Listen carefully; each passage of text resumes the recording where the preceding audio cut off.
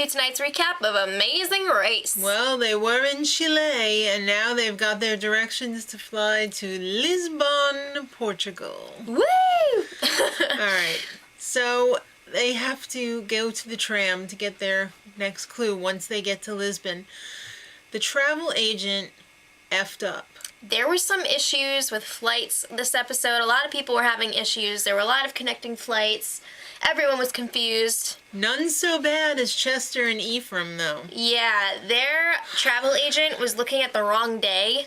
So yeah, the day later. So they thought they were getting in earlier. They should have been on the earliest flight possible. But the travel agent messed up. They were in one of the latest ones. And I don't even know if they could get on that flight anymore, the late one. So that's why they were, like, so messed up. Yeah, so Nicole and Travis really benefited from this because they got the spot on the 7 a.m. flight, the flight that would arrive at 7 a.m. Right. They found them a 7 a.m. arrival. Like, the travel agent called them back and was like... Chester and Ephraim. Right.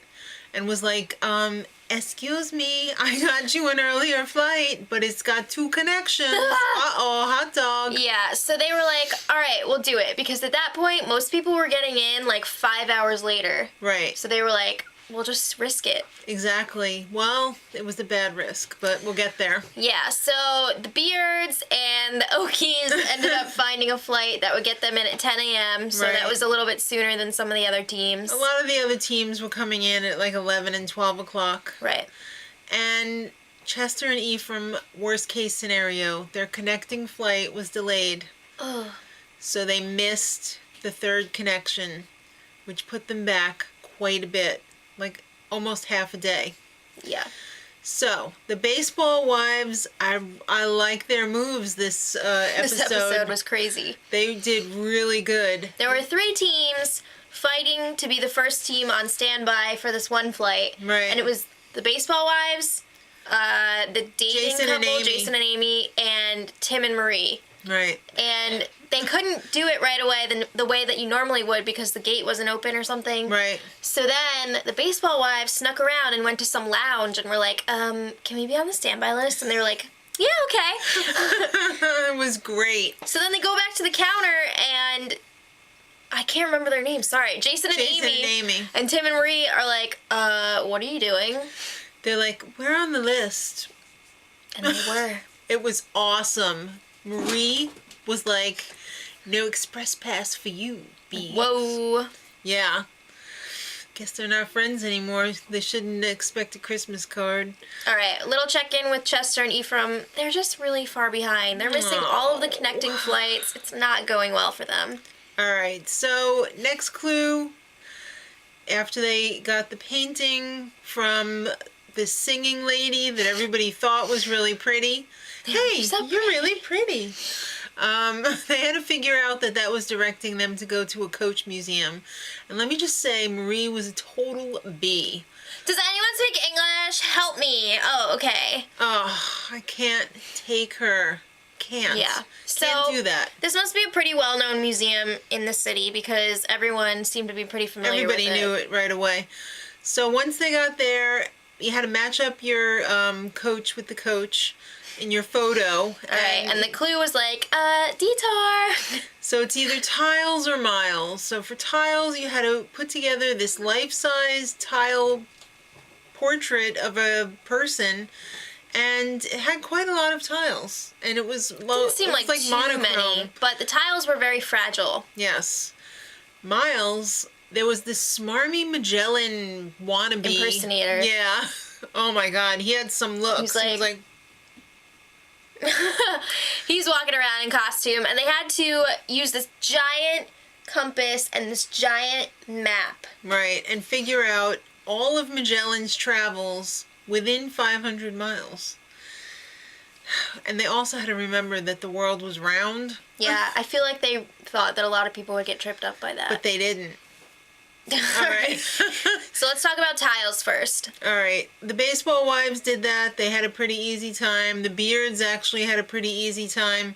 Tim and Marie, not so much. They were breaking a few tiles there. They were the only idiots not to just do the puzzle on the floor first and then put it up on the stand.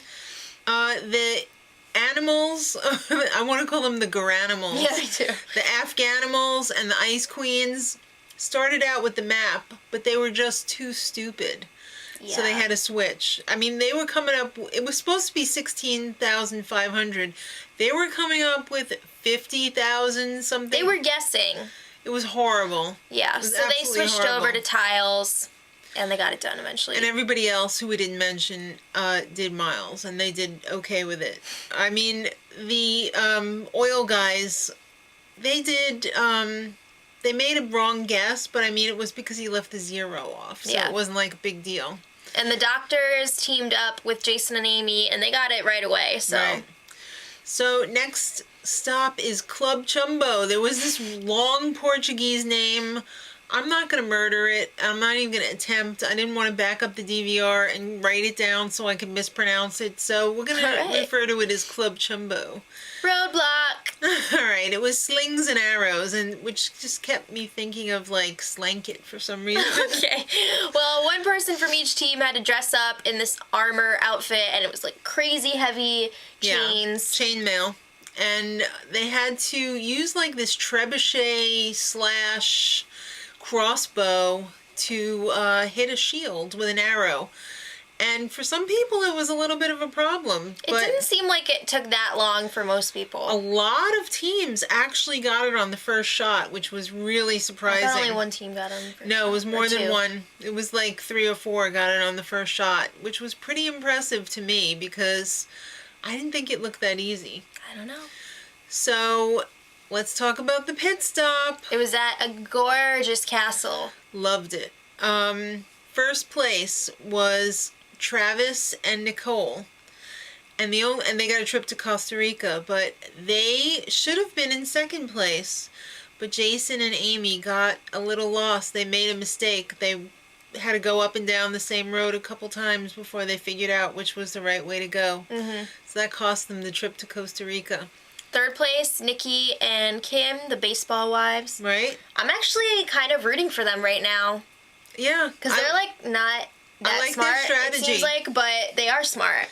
I'm sure they've traveled quite a bit. Probably. So they probably have an advantage in that way. Mm-hmm. Tim and Danny, they're not as dumb as they look. Brandon and Adam, I love the beardies. Yep. Sixth place was Leo and Jamal. This is getting a little tired. I'm done with that.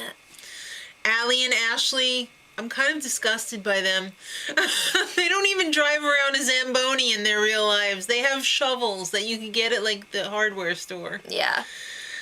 So, Tim and Marie were almost last place, and they almost used their express pass, but Marie was like, no, we're not using it. Leo and Jamal tried to trick them into using it, but they didn't succeed.